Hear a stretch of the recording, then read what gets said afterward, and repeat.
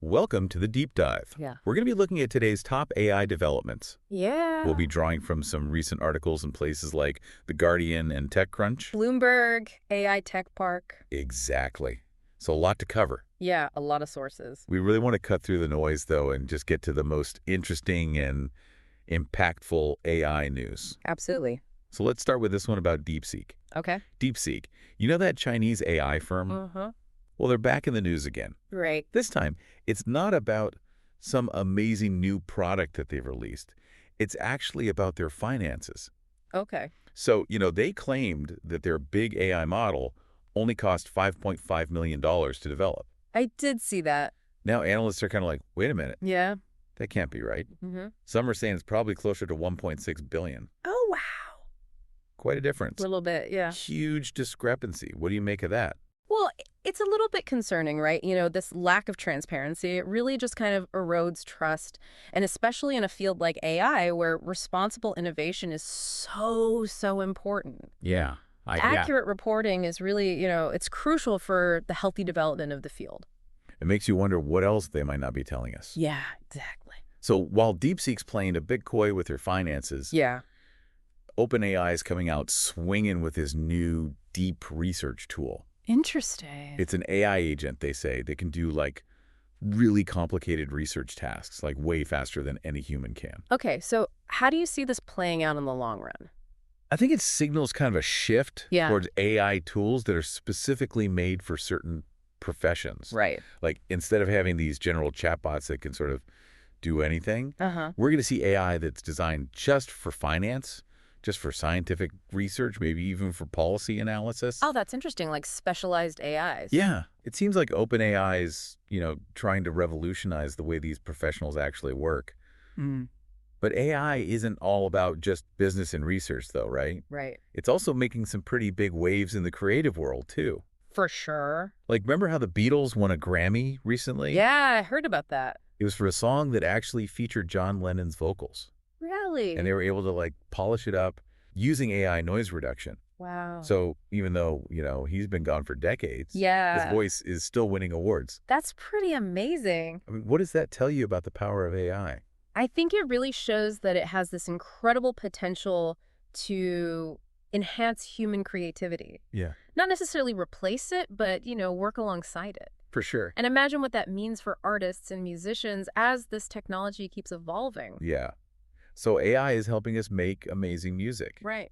It's also being used to tackle some pretty serious real-world challenges, too. Okay, like what? Well, Google's X Division, they launched this new startup called Heritable Agriculture. Interesting. And they're using AI to improve crop yields. Oh, wow. To try to actually tackle food security. That's a huge issue. Yeah. I mean, they even made this massive plant database Wow. that they're using to help fuel their efforts. So how does that work? Well, it's pretty complex. Okay. But essentially, they're using machine learning to analyze all sorts of data about plants, like their genetics, Right. their growth patterns, Yeah. their response to different environmental conditions. Okay. And then they use that information to help develop better crops, crops that are more resistant to disease, Oh, I see. more drought tolerant, Yeah. and ultimately just produce higher yields. So this could have a huge impact on global food production. Yeah. I mean, if heritable agriculture can really pull this off, they could actually help create a more sustainable and food-secure future. It's almost like AI for good. For sure. But let's not forget that with all this power comes a lot of responsibility. All right. I mean, look at what's happening in the EU. What's that? They're taking a really strong stance on AI regulation with their new AI Act. I did hear about this.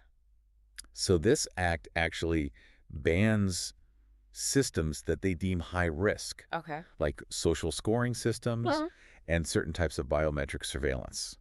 So they're really trying to get ahead of the curve. Right. It's a global precedent. Yeah. I mean, the EU is basically saying, hey, we need guidelines to protect fundamental rights and make sure that this technology is developed ethically. I think that's a good thing. Yeah, absolutely.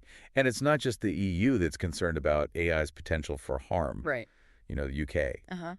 They've just criminalized AI tools that are used to create child sexual abuse images. I hadn't heard that. It's a big step towards protecting children online. Absolutely.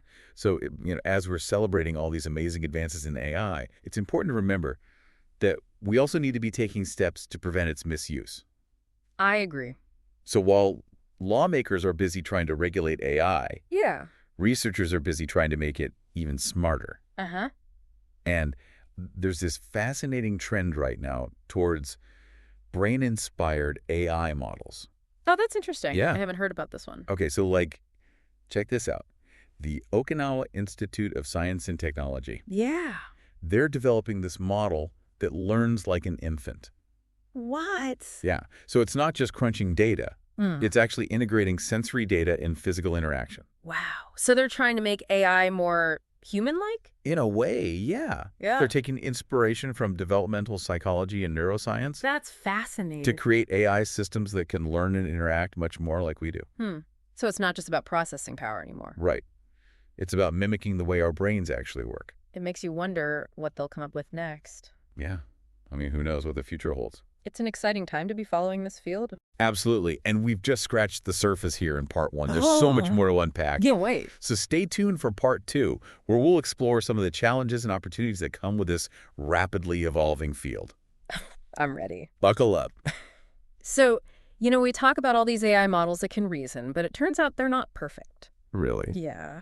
There's been some recent studies that show that even some of the most sophisticated models like DeepSeek R1 and OpenAI's O1, they exhibit this thing called underthinking. Underthinking? Yeah.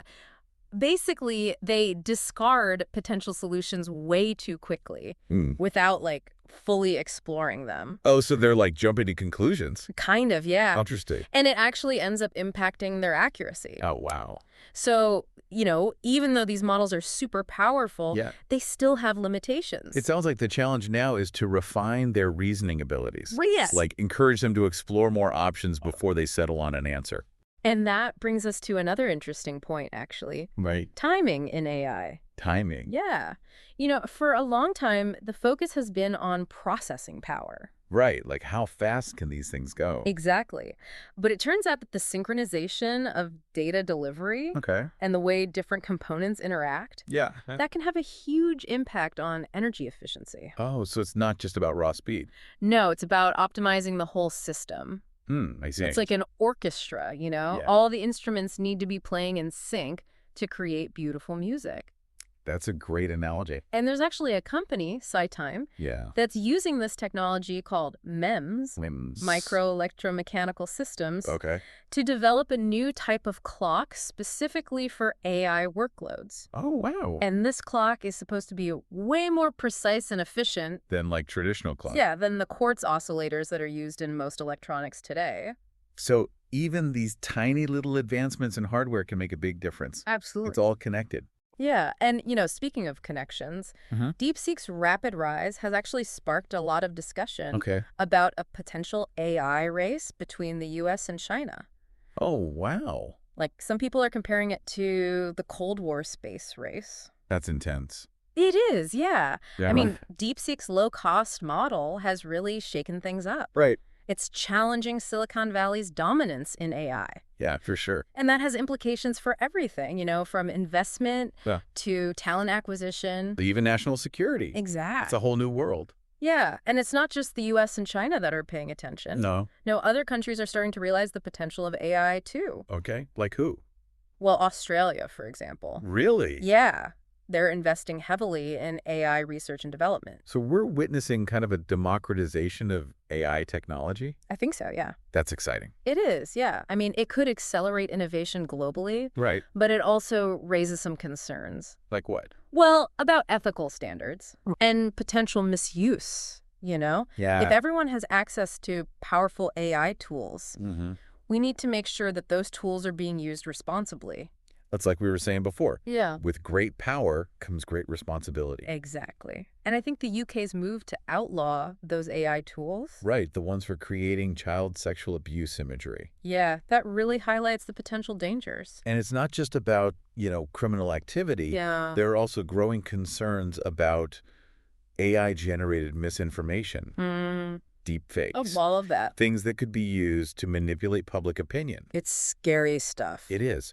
So as AI becomes more pervasive, we need to be thinking about these ethical considerations. Oh, absolutely. We need robust safeguards, legal frameworks, Yeah. ethical guidelines. All of that. To make sure that this technology is used for good. And not for evil. Exactly.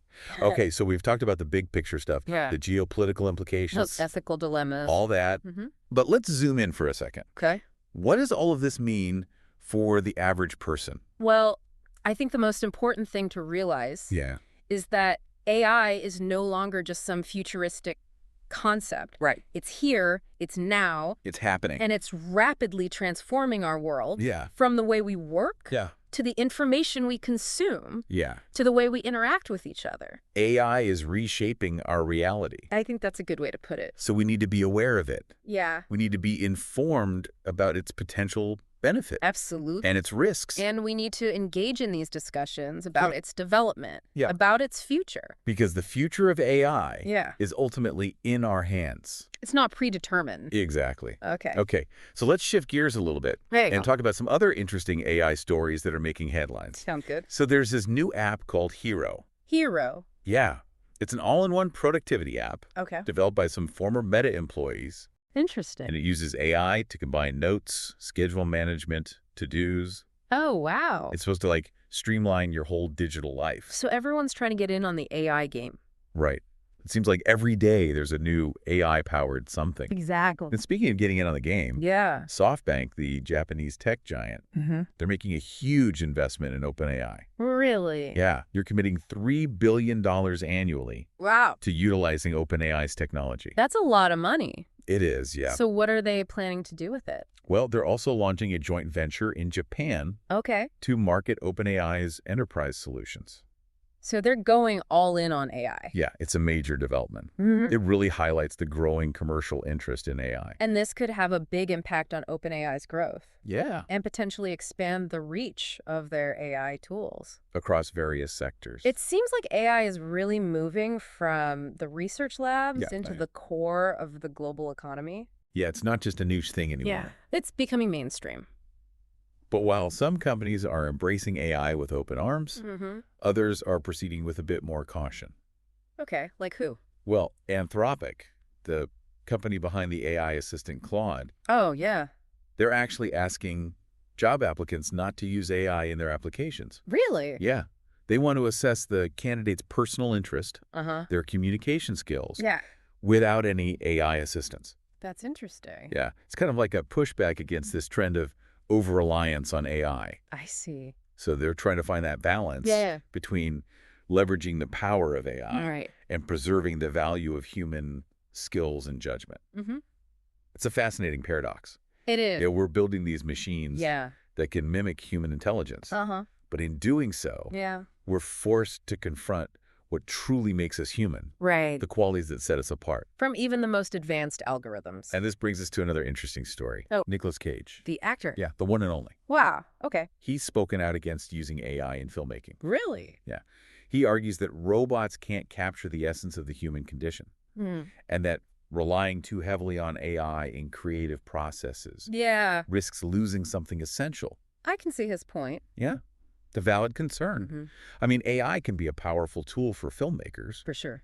but we can't forget that art is ultimately an expression of human experience, Right. emotion. Imagination. If we lose sight of that, Yeah. we risk creating works that may be technically impressive, but lack soul. I think that's a great way to put it. And this debate about AI's role in creativity, Yeah. it's not limited to filmmaking. No. I mean, we're seeing similar discussions in writing, Yeah. music composition. Even scientific discovery. The question isn't whether AI can create, Right. but what kind of creations will emerge. From these collaborations between human and artificial minds. And that's a question that will continue to challenge and inspire us Yeah. as AI technology advances. For sure. But before we delve further into that topic, let's move on to part 3 of this deep dive, I'm ready. where we'll explore the latest developments in AI research and consider the potential impact on our understanding of the universe. Okay, this sounds good. And our place within it. Oh, yeah. Can't wait. Welcome back to the deep dive. We're going to wrap up today with a look at AI research and how it might change our understanding of the universe. Yeah, this is where things get really interesting. So Professor Mark Thompson, the new Director General of CERN. CERN, okay. He's predicting that AI is going to completely revolutionize particle physics. Oh. He even thinks it might help us understand the ultimate fate of the universe. The fate of the universe? That's a big claim. I know, right? He believes that machine learning could lead to discoveries that rival, like DeepMind's protein folding breakthrough. Oh, wow. So this is huge. That was a pretty big deal. Yeah, it was. So how could AI even contribute to something as complex as, particle physics? Well, think about it. CERN's Large Hadron Collider generates an insane amount of data. Right.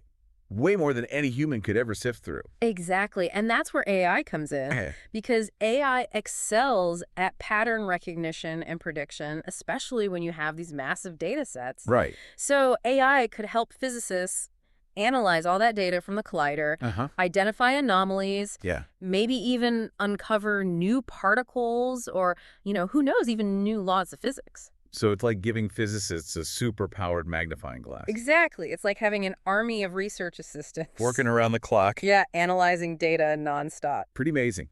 We've talked about open source AI and how it's making AI more accessible. Right. What are the implications of that when it comes to, research and these big scientific discoveries? I mean, on the one hand, open source models are great. They make advanced AI available to more people, encourage collaboration, and that could potentially lead to faster innovation. Right. But there's got to be a downside. Yeah, there are definitely some concerns. Yeah, like what? Well, what about safety? Right. Ethical standards, the potential for misuse. That's a big one. I mean, imagine if someone with malicious intent got their hands on a powerful AI system and there were no safeguards in place. That's a scary thought. It is, yeah. So we need to find that balance between fostering innovation and ensuring responsible development. So it sounds like we need some ground rules. We definitely do. As open source AI becomes more common, we need to figure out ways to mitigate those risks without stifling progress. That's going to be tricky. Yeah, it's a complex issue. We need robust safeguards. Okay. Ethical guidelines. And a lot of international collaboration to make sure that AI development is happening in a way that benefits all of humanity. I think that's a great point to end on. We've covered a lot of ground today. We have. From the race for AI dominance to its potential to unlock the secrets of the universe. Yeah. It's clear that we're living in a truly remarkable time. A time of unprecedented technological advancement. And the future of AI is full of potential. But it's up to us to shape that future responsibly. So thank you for joining us on the Deep Dive. It's been a pleasure. Until next time, keep exploring. Stay curious. And remember, the future of AI is in our hands.